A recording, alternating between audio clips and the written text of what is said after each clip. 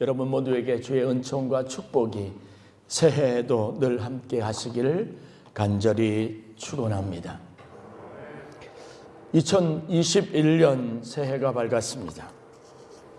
그런데 여전히 우리는 팬데믹 상황에서 벗어나지 못하고 코로나19 바이러스의 확산에서 자유롭지 못한 상황 가운데 있습니다.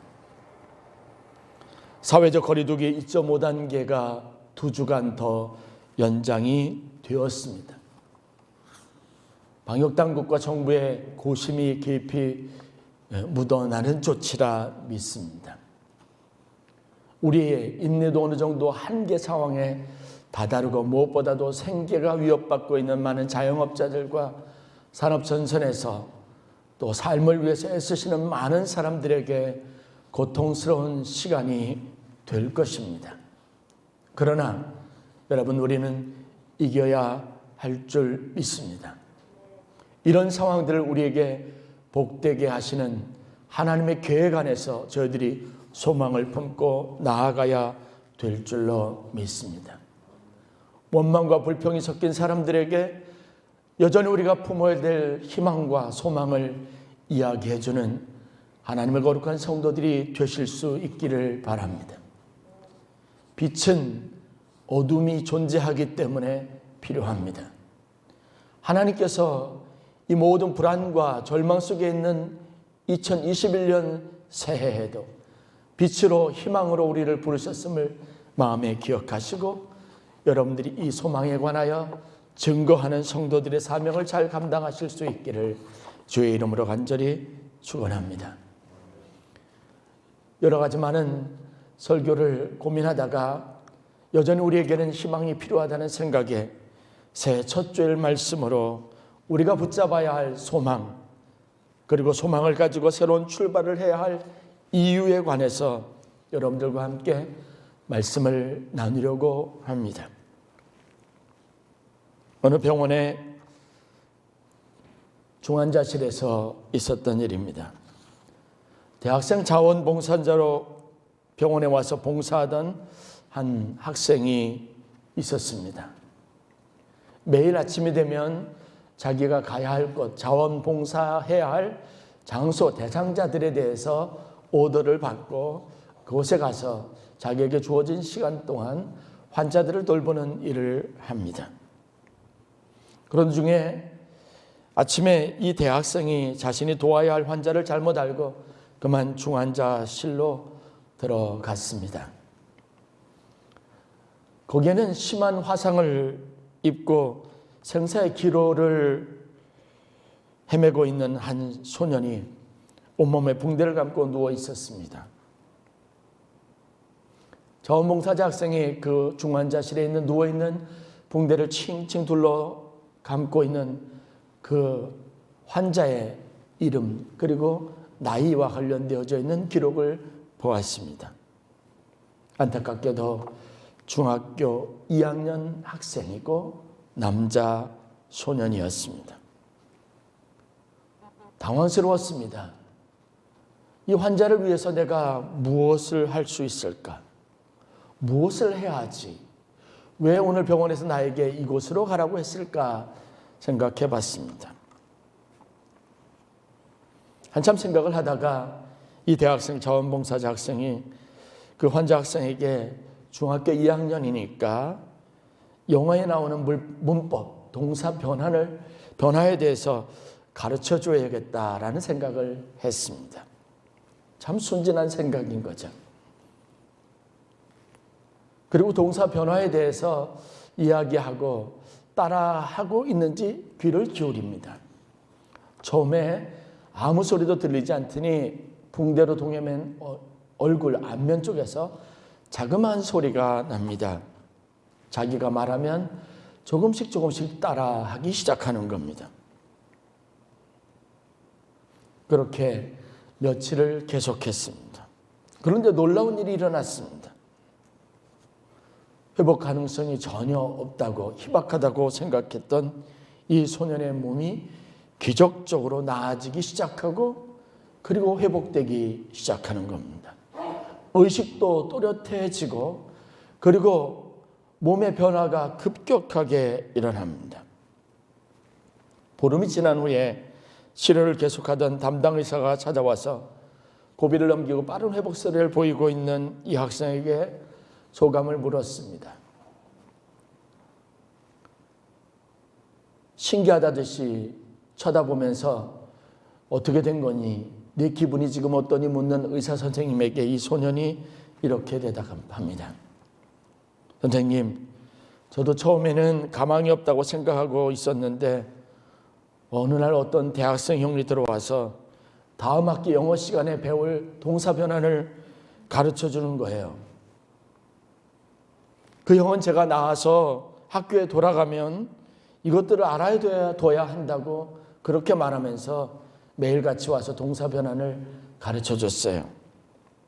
그때 저는 확신했습니다.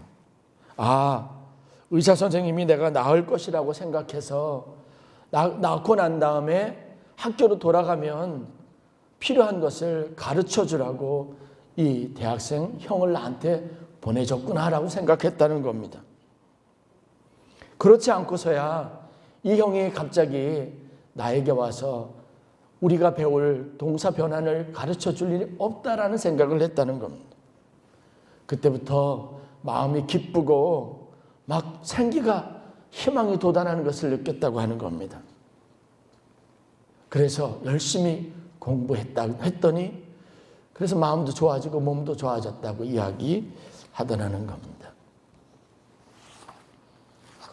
사람의 마음에 품는 소망이 얼마나 삶에 큰 힘이 되는지 잘 보여주는 이야기입니다. 지난 12월 31일 날 저희 교회 집사님 어머님이 소천을 하셔서 정선에서 장례를 치르고 그리고 장지가 이 경기도 이 남양주에 있는 광릉에 있는 추모공원이라서 제게 하관 예배를 갑자기 부탁을 하셔서 제가 하관 예배를 인도하고 왔습니다. 여러 번 장례 예배를 치르지만 그날 날씨가 굉장히 추운 날이었는데 그래서 저도 만반의 무장을 하고 가운을 입고 이 예배 집전을 해야 되니까 긴장을 하고 두툼한 속옷도 입고 그리고 내피까지 입고 가운을 걸쳐 입고 갔습니다. 그런데 그날 햇볕이 너무 따갑고 그리고 따스하고 좋았습니다.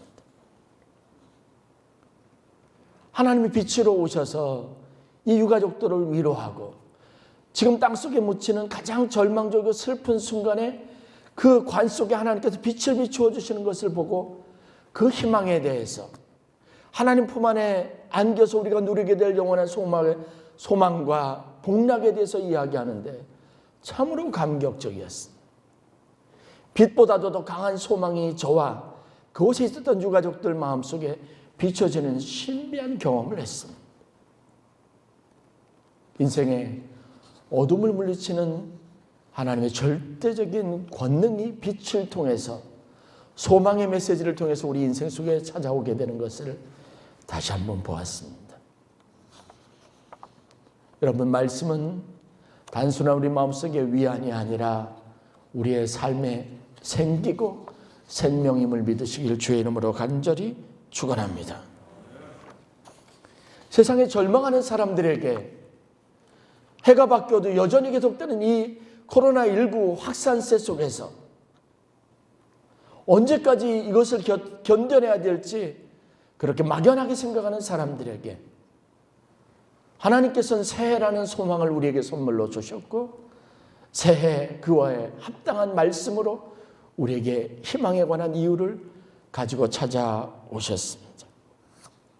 우리 앞에 직면해 있는 문제들을 단순히 문제로만 보지 않고 그 이면에 담겨져 있는 더 큰 놀라운 하나님의 계획으로 우리를 이끌어 가시는 사실을 믿음으로 받아들일 수 있는 새해 첫 주일이 될 수 있기를 주의 이름으로 간절히 축원합니다. 최소한 우리는 이런 희망에 관한 메시지를 전하는 사람이어야 합니다. 여러분들이 어떤 절망을 가지고 어떤 심각한 문제를 가지고 오더라도 제가 목회자로서 여러분을 상담하고 여러분들을 위해서 기도해 줘야 할 목회자로서 제가 가지고 있는 단 하나의 사명감은 당신에게도 희망이 있고 하나님의 당신과 함께 계시고 그 하나님으로 말미암아 우리가 누리게 될, 이기게 될 위대한 승리에 대해서만큼은 정확하게 선포하고 그것을 축복하고 기도해 줘야 한다는 사실입니다. 여러분, 우리가 그리스도인으로서 그 사명을 가질 수 있어야 합니다. 지난 주일에 송년주일 설교를 여러분 기억하시죠? 야곱에 대해서, 베델에 있었던 야곱에 대해서 우리가 묵상하고 말씀을 나누었습니다. 베델에서 야곱은 정처 없는 나그네 인생의 가장 큰 희망을 선물 받았습니다. 그 희망은 하나님으로부터 온 말씀입니다. 그의 환경이 바뀌지 않았습니다. 그에게 어느 순간 초라하게 처량하게 누워있던 그 베델의 돌산에서 돌베개를 베고 있었던 삶이 푹신한 포근한 가정 침대가 있는 침실이 아니었습니다. 바뀌는 기적이 아니었습니다. 그에게는 하나님이 나타나셔서 주셨던 말씀만 있었을 뿐입니다. 약속 있는 미래, 그것을 하나님으로부터 말씀이라고 하는 형식을 통해서 받았습니다. 아무것도 아닌 것 같지만 이 메시지가 야곱의 삶의 생기가 되었고 그 먼 하란 길로 떠나는 길 내내 그의 삶의 자세와 태도를 바꾸었고 외삼촌 라반 앞에 섰을 때 야곱은 처량하지도 불쌍히 여길 만큼 초라하지도 않고 당당한 모습으로 설 수 있었습니다. 오늘 우리에게 주시는 희망의 메시지도 우리의 일련의 그런 영향력이 될 수 있어야 될 줄로 믿습니다. 야곱이 붙잡은 하나님 말씀으로부터 오는 소망의 위대함이 바로 이겁니다. 모든 성경은 하나님의 감동으로 된 것입니다. 우리를 교훈하고 책망하고 의로 교육하기에 유익합니다. 하나님의 말씀은 좌우의 날선 건과 같아서 우리의 심령과 골수를 쪼갭니다. 우리의 마음과 심령의 상태를 바뀝니다. 우리의 방향과 목적을 온전하고 거룩하고 높은 곳으로 이끄는 힘이 있습니다. 요셉의 삶을 주목해 보면 그가 어린 시절 꾸었던 그 꿈이 얼마나 강력하게 그의 고단하고 피곤하고 절망뿐인 삶에서 작용했는지 우리가 알 수 있습니다. 그 어린 시절의 꿈이, 그 소망이 그의 인생을 다 바꾸었습니다.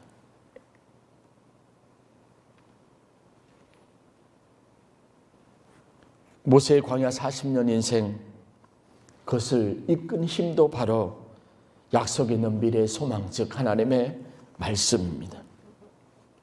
제가 지난 성탄절을 맞이해서 여러분에게 각 가정에 선물을 보내면서 새해 송구영신 예배 때 여러분들에게 같이 대면하고 축복하거나 말씀을 줄 수 있는 그런 기회가 없을 것으로 예견했기 때문에 말씀 구절에 있는 북마크를 다 구입을 했습니다. 똑같은 말씀이었습니다. 각각 성도들을 한 사람 한 사람을 생각하며 기도하는 마음으로 가장 적절하고 필요한 말씀이라고 하는 말씀을 골라서 여러분들에게 보내드렸습니다. 이것은 작은 새겨진 별것 아닌 것들이 아니라 여러분의 인생을 바꿀 만큼 여러분들이 맞이하는 새해, 그 새해 질을, 새해에 대한 기대를 완전히 바꿀 만큼 소망 있는 말씀으로 여러분 안에서 역사하는 능력이 되기를 바라는 마음을 담아서 여러분들에게 드렸습니다. 그러면 그 말씀이 여러분들을 붙잡는 은혜가 있기를 주의 이름으로 간절히 축원합니다. 소망으로 약속을 붙잡는 것, 그것은 인생의 놀라운 기적입니다. 그러기 위해서 먼저 약속을 붙잡는 것이 여러분 절대 허황된 것이 아니라는 사실을 여러분 분명하게 알아야 합니다.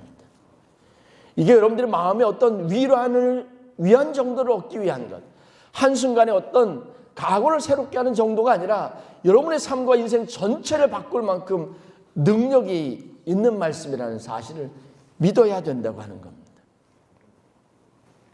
저도 여러분들도 사실은 그 말씀이 여러분들의 인생의 터닝 포인트가 되었고 여러분의 삶을 바꾸었습니다. 제 삶을 이루어 주시는 이가 하나님이라는 것, 그 하나님의 말씀을 붙잡고 그 말씀을 붙잡는 것, 그것은 여러분들의 인생을 그래서 시편 37편 4절 말씀처럼 또 여호와를 기뻐하라. 저가 내 마음의 소원을 이루어 주시리라. 이 말씀을 품었습니다. 하나님이 기쁨이 되는 일이 무엇일까 생각하고 그 일에 내 모든 삶의 에너지와 노력을 다 쏟아붓기로 작정을 했습니다. 그러면 내가 입으로 말하지 않았던 내 내면에 있는 진짜 내 바람이 무엇인지 아시는 하나님께서 내 삶을 이끄실 것이라고 하는 믿음을 가졌습니다. 왜 그 말씀이 그렇게 가슴 설레고 제 삶을 바꿀 만큼 그 힘든 결정을 주저함 없이 할 수 있게 할 만큼 능력이 있었는지 저도 알지 못하지만 저는 그 말씀 앞에서 변화된 제 삶을 경험할 수 있었습니다. 말씀은요, 마음의 위안을 얻고 건강한 생활을 하기 위해서 아주 좋은 하나의 수단 정도가 아니라 말씀 자체가 생명력이 있어서 우리의 인생의 에너지가 되게 하고 우리의 삶의 방향이 되게 하고 우리가 할 수 있는 모든 일을 가능하게 하는 삶의 능력이 된다는 사실을 여러분들이 꼭 믿으시길 주의 이름으로 간절히 축원합니다. 이 약속을 가진 사람들이 성경에서 보면 하나님의 나라를 소유했습니다. 그리고 하나님이 약속하시고 주신 모든 권세를 가지고 그 권세 있는 삶을 살 수 있었다고 하는 겁니다. 심리적인 것을 뛰어넘는 삶의 능력이고 하나님의 자녀들에게만 허락된 하나님의 축복의 선물이라는 이 사실을 기반으로 여러분들이 오늘 하나님이 주시는 말씀을 붙잡기를 주의 이름으로 간절히 축원합니다. 오늘 우리가 읽은 본문을 보십시오. 중동의 패권을 잡고 한 시대를 풍미했던 위대한 제국 페르시아, 즉 바사 왕국이 있습니다. 그 제국의 왕이었던 고레스의 이름이 나옵니다. 그런데 고레스 왕이 그가 가지고 있는 모든 힘과 그가 누리는 모든 번영, 그의 승리의 배후에 누가 있냐고 성경이 말하고 있냐면 하나님이시라고 말하고 있습니다. 내가 그의 오른손을 붙들고 그 앞에 열국을 항복하게 하며 내가 왕들의 허리를 풀어 그 앞에 문들을 열고 성문들이 닫히지 못하게 하리라. 내가 손을 들어 세운 왕 고레스가, 기름 부은 왕 고레스가, 그가 승리한 것, 그가 모든 싸움에서 전쟁에서 승승장구하게 된 모든 원인의 결과에 배후에는 하나님이 계시다고 말하고 있습니다. 그러나 여러분 냉철하게 보십시오. 이 고레스는 이스라엘의 원수인 셈입니다. 하나님의 백성들을 모욕했던 사람입니다. 그들의 생사와 그들의 미래와 그들의 운명을 쥐고 있었던 사람입니다. 어떻게 보면 믿는 우리들에게 불의한 사람, 우리에게는 있어서는 안 될 일, 그 일을 주도했던 사람 정도가 될 수 있습니다.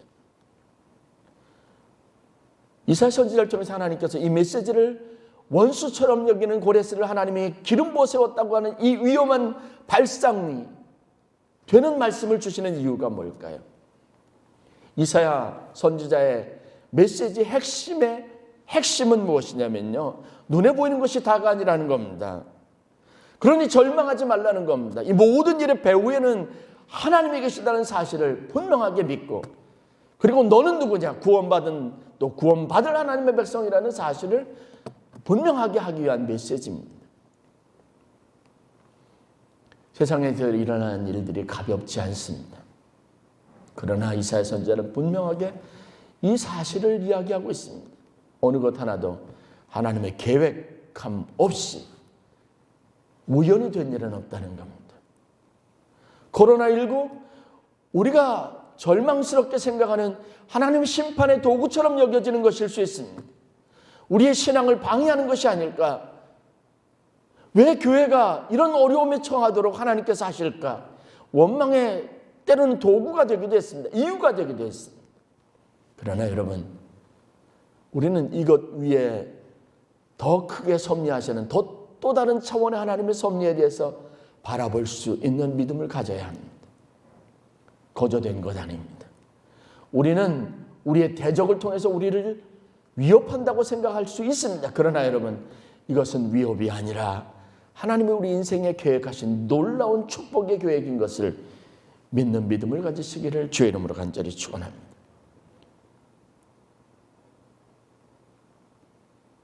고레스는요, 노예의 신분으로서 도저히 우러러볼 수 없는 위대한 왕이 아니에요.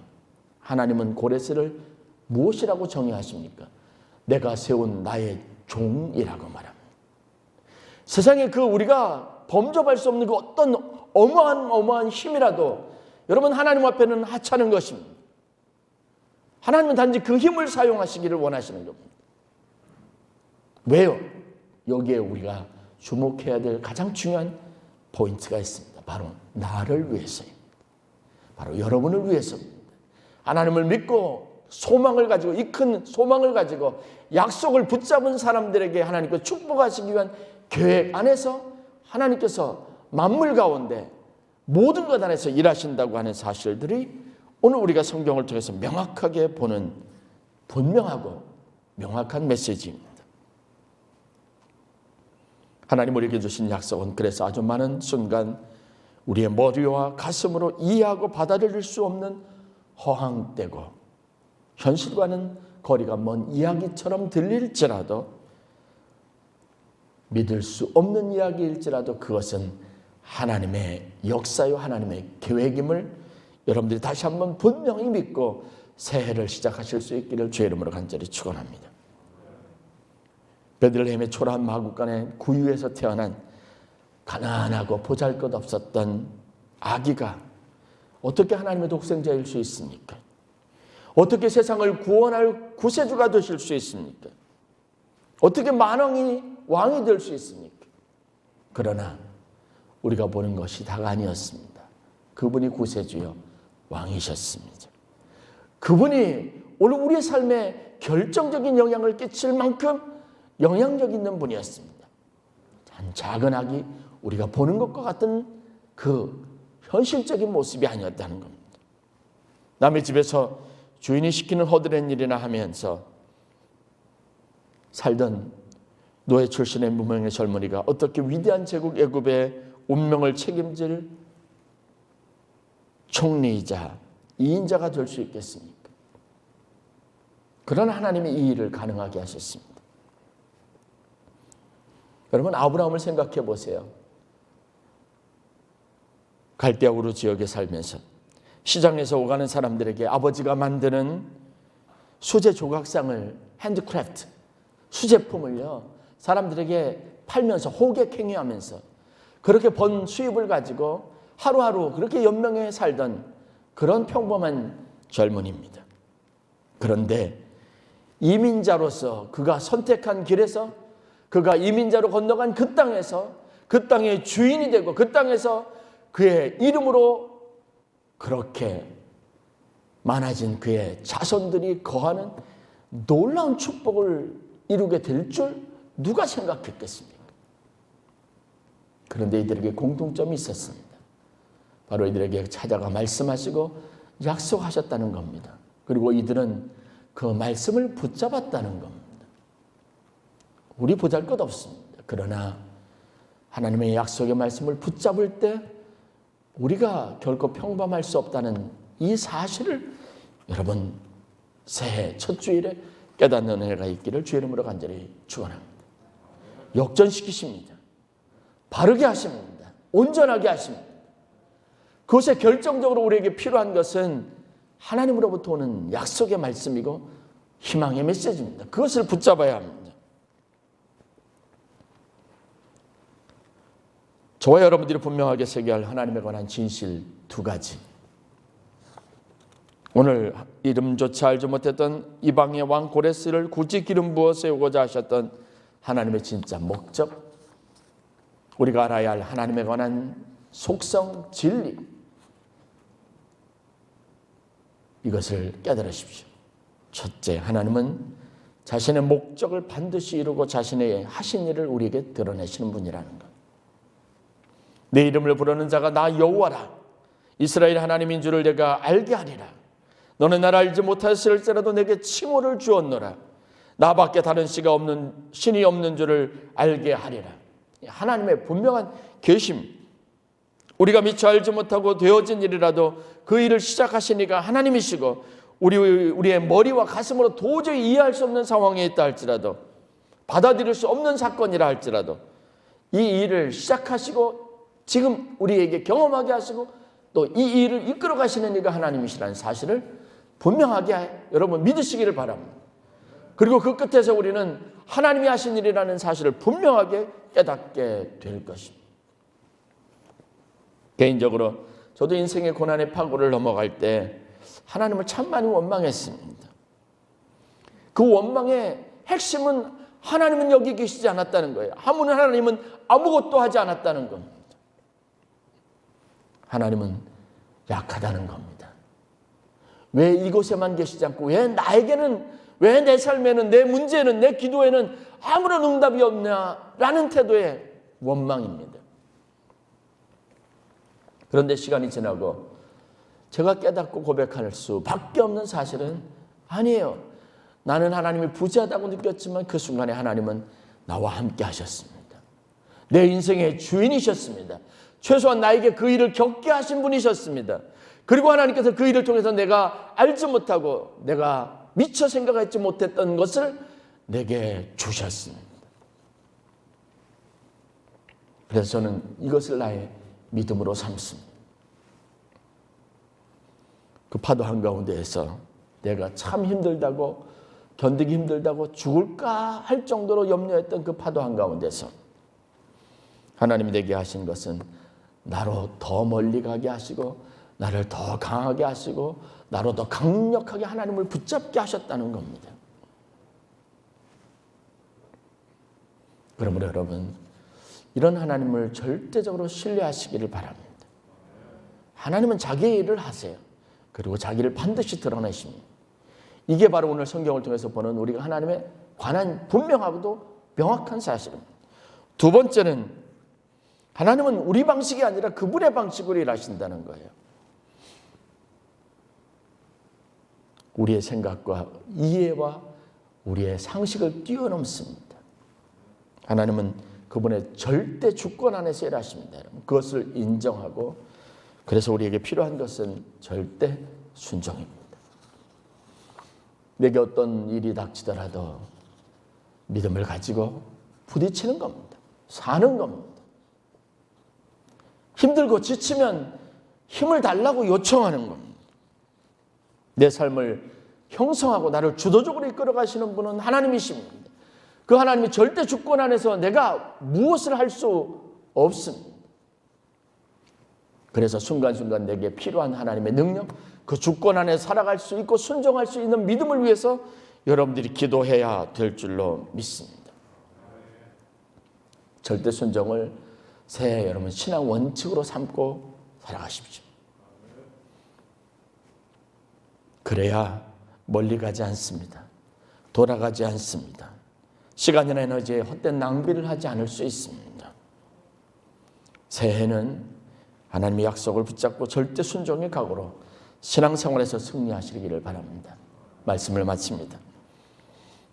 2021년 다짐과 각오를 새롭게 하도록 여러분들에게 성경 구절 한 구절을 말씀으로 드리겠습니다.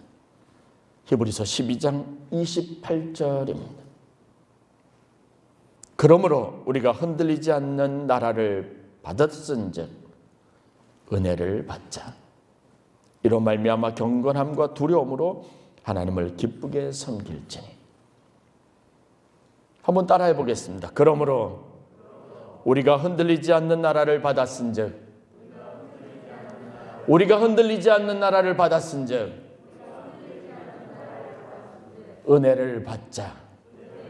히브리서 12장 28절입니다. 2021년 새해도 하나님은 우리에게 놀라운 일들을, 변할 수 없는 일들, 흔들림 없는 일들을 계획하시고 또 이루어 가실 겁니다. 그 일에 우리가 동참하기 위해서 우리에게 필요한 것은 하나님의 절대적인 은혜입니다. 말씀입니다. 약속을 붙잡을 수 있도록 우리를 붙잡아주는 것은 은혜입니다. 하늘로부터 부어지는 멈추지 않는 은혜의 공급을 위해서 여러분 기도하시기를 바랍니다. 특별히 신년 특별 새벽 기도회를 통해서 은혜를 받으십시오. 하나님이 주시는 약속의 말씀을 붙잡으시기를 바랍니다.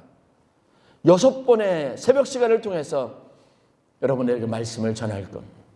제가 오랜 기간 동안 준비해서 매일매일 여러분들과 함께 하나님의 말씀 한 구절을 붙잡고 길고 복잡하지 않은 명확한 한 구절을 붙잡고 여러분들에게 말씀으로 도전할 겁니다.